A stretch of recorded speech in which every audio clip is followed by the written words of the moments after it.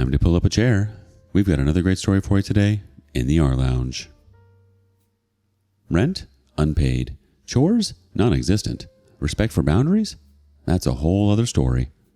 Today in the rLounge, a 19-year-old music guru with big dreams and little ambition. Brother used my credit card without my consent. I stopped paying for his utilities and kicked him out. My brother is driving me to the wall and I'm literally fuming.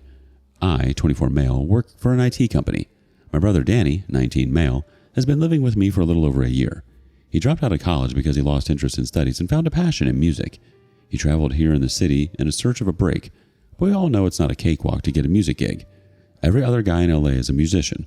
I just had upgraded from a studio to a single-bedroom apartment and was still hunting for a roommate. He asked if he could crash on my couch for a month until he got something. I let him stay with me. I didn't want him to feel like he was alone in chasing his dreams in a big city, even if I didn't fully understand his choice. Honestly, I question my decision to let him stay with me. It feels like he's only brought chaos and entitlement into my life. When he moved in, I expected him to act like a roommate, helping with chores, respecting boundaries, and maybe even showing a little gratitude. Instead, he's been treating my apartment like a hotel. He goes to his music classes, then comes home to binge watch Netflix, play games, or scroll through social media. The kicker? I'm paying for all of it. I'm covering his rent, groceries, utilities, and even gave him a little bit of pocket money here and there so he could focus on his career. Initially, I thought he was just trying to find his footing that he'd eventually start chipping in. After 6 months, then 8, and finally a whole year of this, I realized he was taking advantage of me. He'd laugh if I asked him to pick up after himself or contribute to bills, saying, "Relax, bro, you're acting like dad." For him, my apartment was a temporary home with no obligations. For me, it started to feel like I was housing a spoiled stranger. Whenever I said anything, he would say, "It's just a matter of a few weeks before I would be gone and you can have everything to yourself." I only wish that to be true. It reached my boiling point 2 days back. I was sitting in a meeting at work when my phone buzzed with a notification. I glanced down and saw $700 paid through my credit card. I panicked because I surely had not made that transaction. There were not many details except that it was used to shop on an e-commerce website. I left the meeting midway, went out to see if I had lost the card. You see, I have 3 credit cards, but I carry only one at a time and leave the other 2 at home for safety reasons. Because once I lost my wallet and lost all the cards together. The card through which the transaction was made was at home. My stomach dropped. It has to be some online fraud, I thought. I immediately locked the card and called the bank to report what I thought was fraud.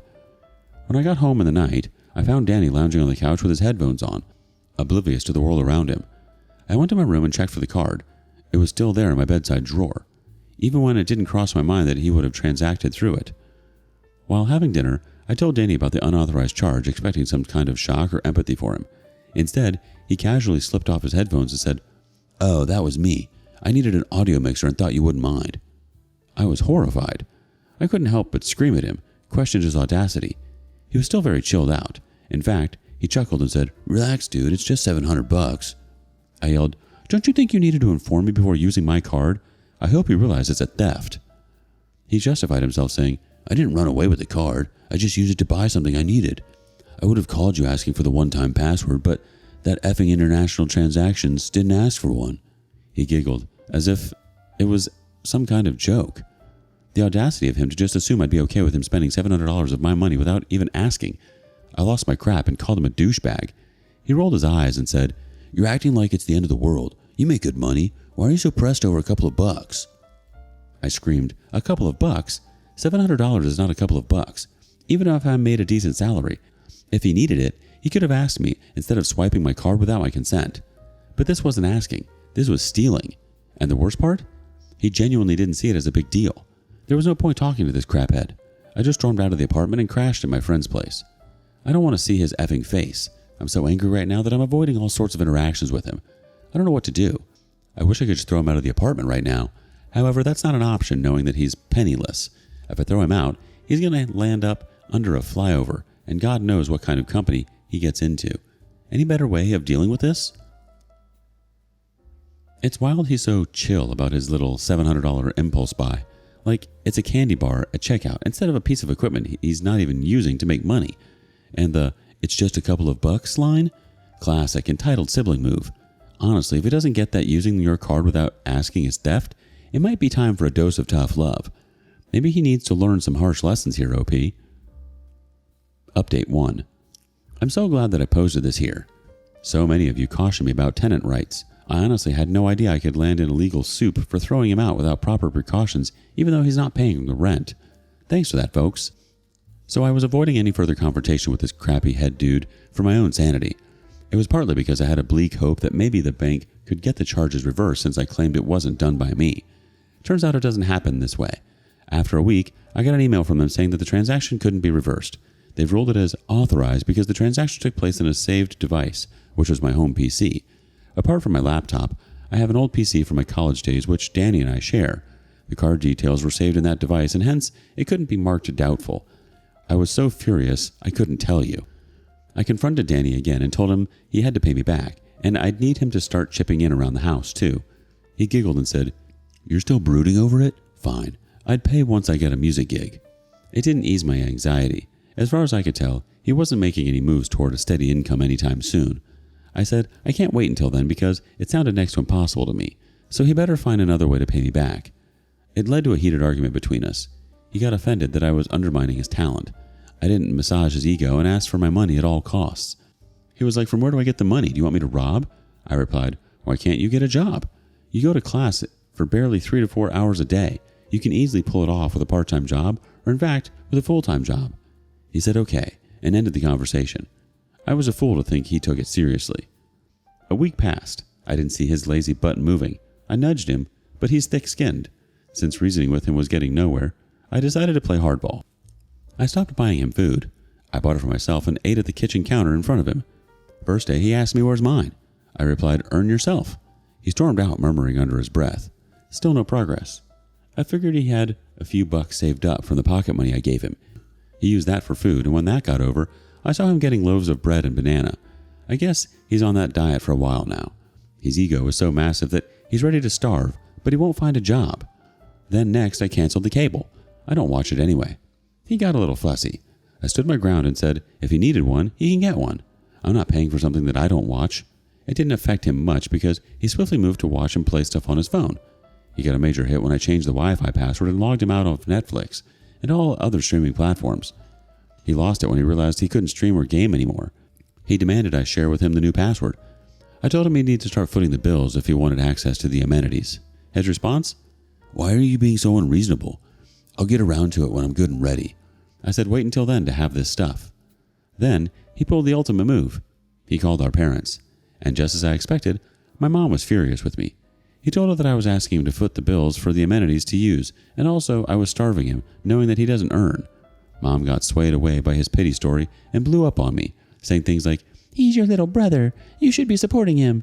And, "He's still so young. Why are you being so harsh on him?" And, "How could you eat in front of him knowing that your baby brother is starving?"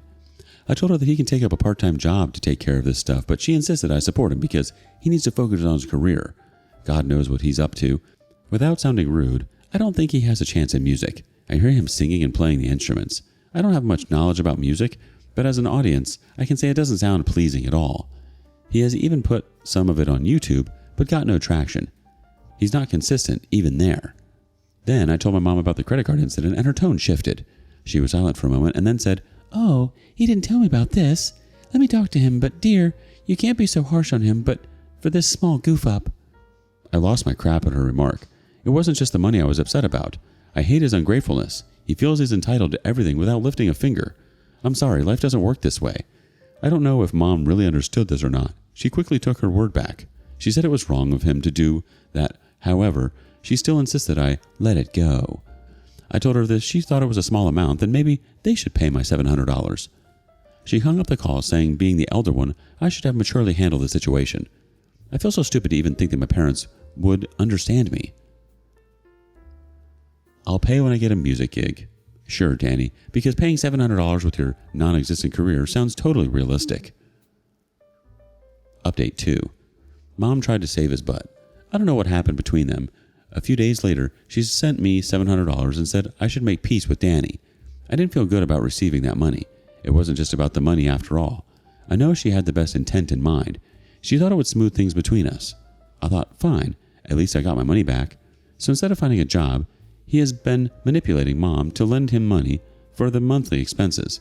He has assured Mom that he's about to get a music assignment and he would pay off all the debts. I told Mom not to be hopeful about it, and instead she should stop funding him for his own sake. He's been buying his food and paying the internet bills. That didn't change the fact that he still had zero respect for boundaries. If anything, he started acting even worse, like he had just paid off his debts and won some kind of battle. He's become more obnoxious. He's intentionally leaving dirty dishes around. When I nudge him for that, he says, "I'll do it when I get the time." It drives me to the wall. Time from what? Lounging? More often than not, he's blasting the music at insane volumes. He has all day to himself, but he deliberately does it when I go to sleep. I doze off early because I have to get up early for work, and in that schedule, if someone plays loud music, how would you feel? And whenever I ask him to be considerate, he just makes a face at me, as if I was the one being unreasonable. He stops it when I tell him to. Doesn't he understand that he shouldn't be doing it in the first place? If that's not all, he has been telling on me to Mom.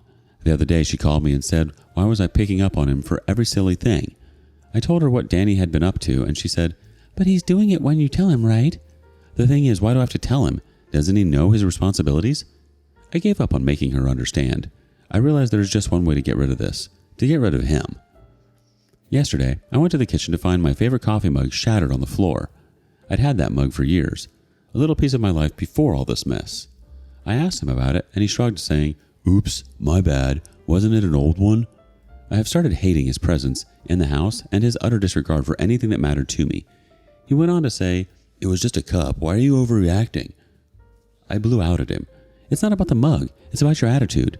You broke my favorite mug, and instead of being sorry, you left the mess for me to clean up. And now you're acting as if I'm the unreasonable one? I was like, enough is enough. You gotta move out. I've been tolerating you for long enough. I'm done.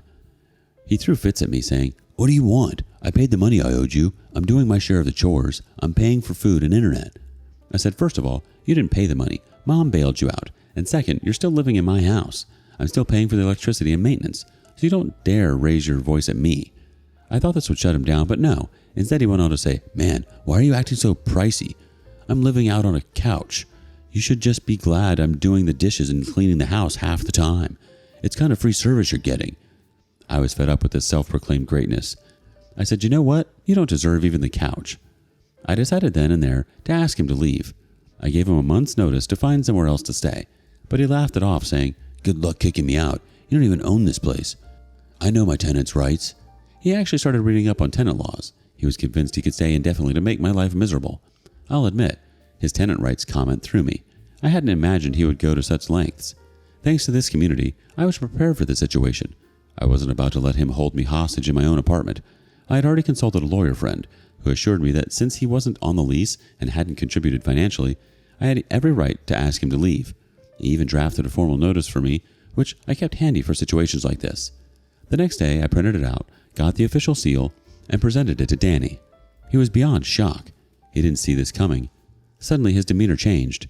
He got serious, telling me, "Bro, how could you just throw me out? You know I'm yet to get a gig. I don't have any means to live on my own." I said, "That's not my problem. You brought this upon yourself. Now you have to face the consequences." He tried to talk me out of this, but I remained solid on my ground. Helpless, he didn't say anything and just stormed out of the apartment. He didn't come back that night. I don't care about him anymore. I also knew that this eviction notice wouldn't go down well with my mom, and she would come to me demanding, pleading I give him another chance to Danny. I'm prepared for that showdown.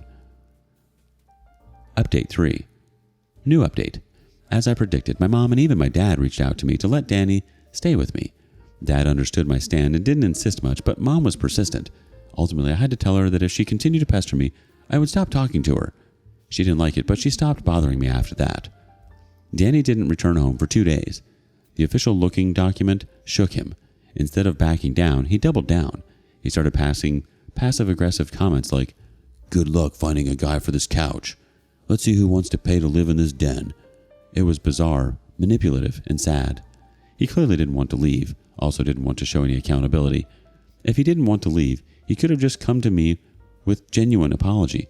But no, he had a massive ego. He started acting more wicked. He didn't do the chores, left the house and sink dirty, wouldn't even flush the toilet after use. When I called him, he would just stare at me and say, "What are you going to do about it? Throw me out? You're already doing that. You can't do anything worse." Of late, he has been calling me a terrible, selfish person. He loudly talks over the phone and calls me names. Then, out of nowhere, his music friends started showing up at our place. Random people I'd never met, coming in and out at all hours. Danny started hosting jam sessions that went late into the night. He invited people to stay over without telling me. On most of the days, I would find at least 2 to 3 guys sleeping in my living room. My house feels like an underpass where homeless junkies seek shelter. I'd wake up to find strangers sleeping on my couch or cooking in my kitchen, and when I confronted him about it, he just said, "They're my friends, chill."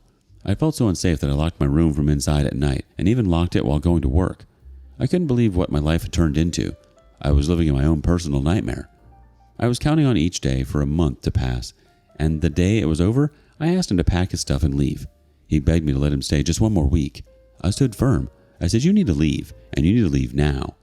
I started packing up his belongings, and as I was doing so, he called our parents, telling them I was throwing him out on the streets. I could hear my mom's frantic voice on the phone, pleading with me to be reasonable, but I was done. Danny finally moved out that night with a bitter face and mouth full of curse for me. Parents reluctantly agreed to send him the money to rent a cheap motel or crash into a hostel. Things have been tense since then. I haven't heard from him or my parents, and honestly, it hurt. I threw him out, knowing he's new to the city and has nowhere else to go. I felt guilty, like maybe I'd been too harsh. Maybe I should have handled it differently. But at the same time, I felt an overwhelming sense of relief. My apartment was finally my own again. I'm not looking for a roommate. I got this freedom after a long time, and I'm not going to give it away for a few bucks. It's clear that Danny was never going to change unless you took serious action, and it's heartbreaking that your mom couldn't see it sooner. But honestly, his behavior was so manipulative that you had no choice but to take the steps you did. You tried reasoning with him, setting boundaries, and even giving him a chance to turn things around. But instead, he just doubled down. Do you have a sibling like Danny? Let us know below. And thank you for joining us today in the rLounge. Be sure to like and subscribe and hit that notification bell so you don't miss out on our next video. Until next time. And please put your chair back where you found it.